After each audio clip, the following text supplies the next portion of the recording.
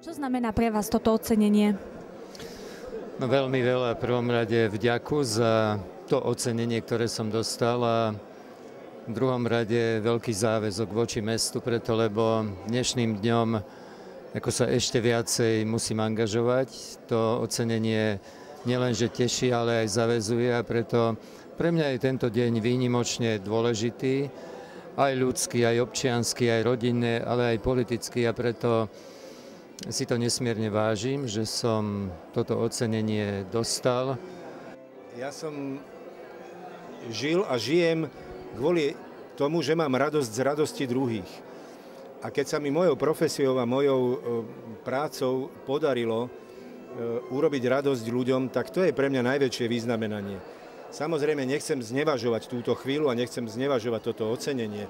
Vážim si aj toto ocenenie a som vďačný všetkým, ktorí mi to ocenenie odsúhlasili, dopriali.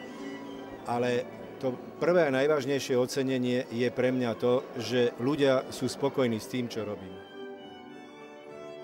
Osobne som to vnímal ako veľký záväzok, že sa vlastne dostávam do kategórie tých ľudí, ktorí pre tú Nitru možno niečo v minulosti spravili, a vnímam to ako veľký záväzok pre ďalšie roky, aby som ešte svoj život mohol usmerňovať tak a v tom živote robiť také veci, ktorými by som tomuto mestu pomohol.